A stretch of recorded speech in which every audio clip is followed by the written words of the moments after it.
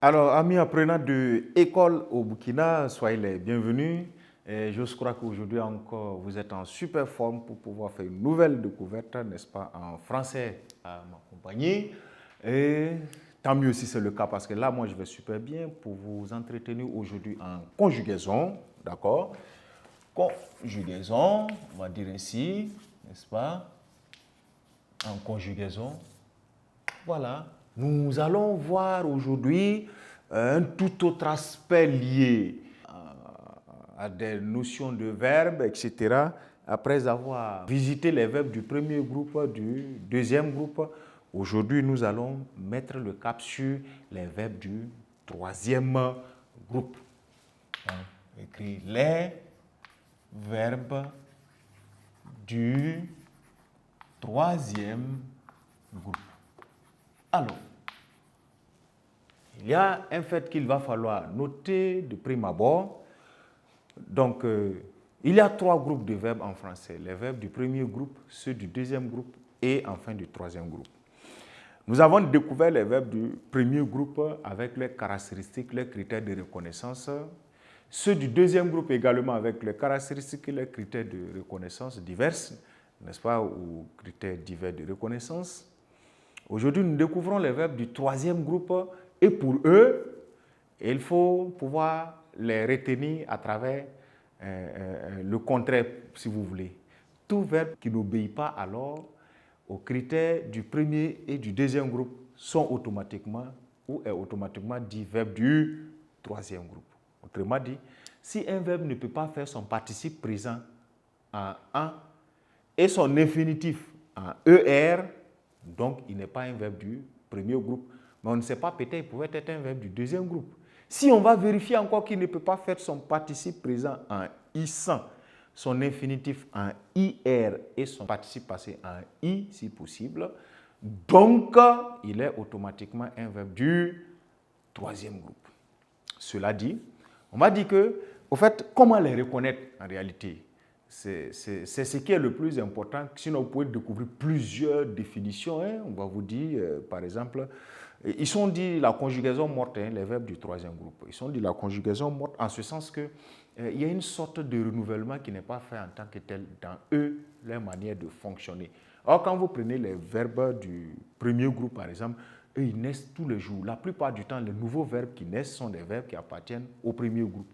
Vous voyez, en tout cas, les néologismes, la plupart du temps, les verbes que vous allez entendre, siester, fêter, gréver, etc. Voilà, vous allez vous rendre compte qu'ils font partie du premier groupe, quelque peu du deuxième groupe, mais ce n'est pas assez nombreux. Mais au troisième groupe, le renouvellement n'est pas tout à fait. Voilà pourquoi on parle de la conjugaison morte, etc. Bref, donc nous allons les distinguer à travers leur terminaison, en fonction de leur terminaison, n'est-ce pas, les détecter par, comme je l'ai dit, les terminaisons, mais les terminaisons de l'infinitif. OK? Donc,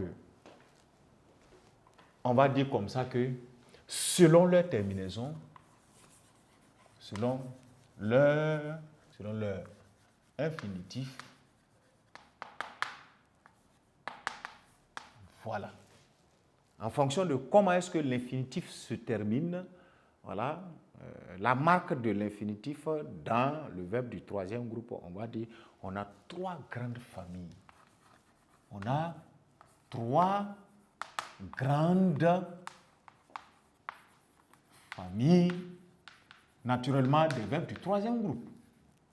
Voilà.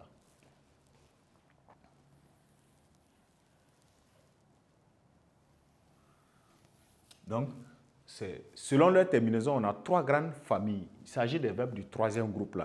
Vous avez les verbes terminés en ir. On va faire comme ça. Voilà. On va voir, les terminaisons. Les terminaisons en IR. Voilà.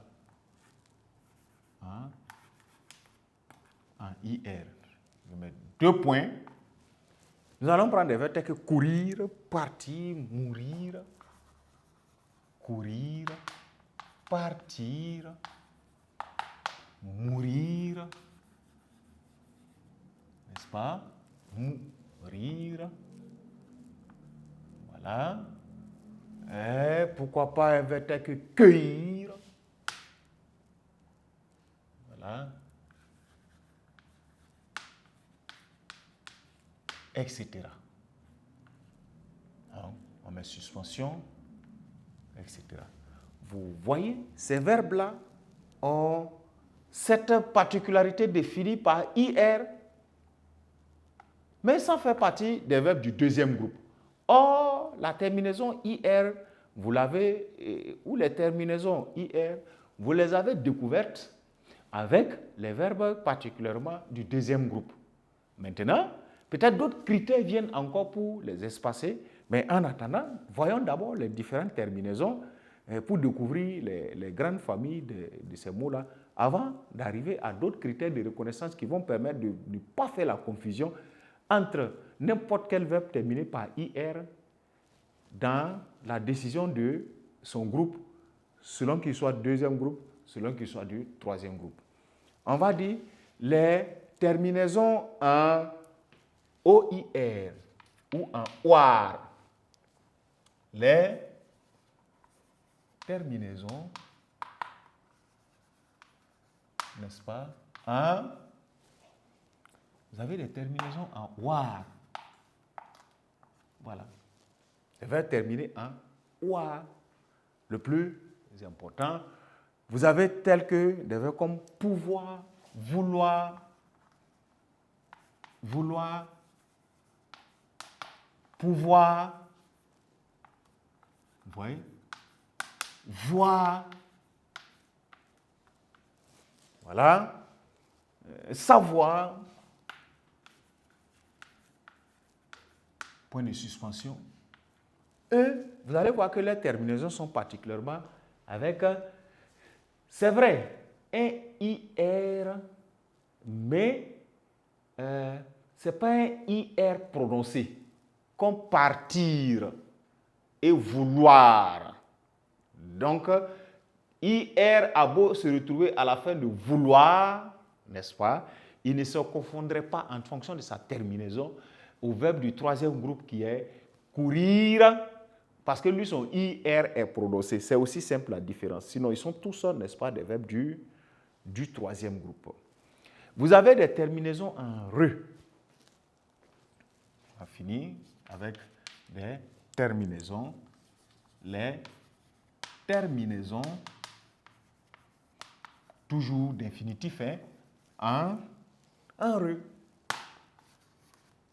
Les terminaisons en re. Et vous allez avoir des verbes tels que comprendre, prendre, comprendre, prendre, mordre, n'est-ce pas? Écrire, vous voyez? Écrire, n'est-ce pas? Construire, fuir, nuire, vaincre, traduire, etc. Vous voyez, je vais mettre vaincre. En réalité, vous allez voir dans certains ouvrages, dans certains livres, certains manuels, où cette famille-là est subdivisée, c'est-à-dire avec des terminaisons en dre. Voilà. Ça n'empêche pas que, en réalité, ce qui est le plus important, ils subissent presque la même règle de conjugaison. Ce qui est le plus important, c'est ils ont tous la terminaison re à la fin. Re. Et beaucoup de fois, les conjugaisons se ressemblent. Voilà pourquoi ce n'est pas tout à fait économiser de l'énergie en les rassemblant, sinon ce serait subdiviser un certain nombre de groupes de mots en fonction de leurs terminaisons qui ne sont peut-être pas différents. Voilà. Les terminaisons, là, vont poser des petites nuances de lettres, d'en comprendre. Vous avez simplement DRE par rapport à écrit IRE. Est-ce que si on veut aller de cette manière et qu'on veut chercher des terminaisons en IR, d'accord?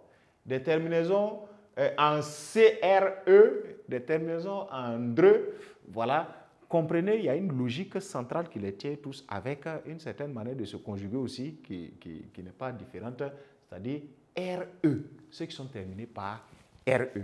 Voilà, si vous voulez, ce que nous avons noté en haut à travers l'idée de 3 grandes familles.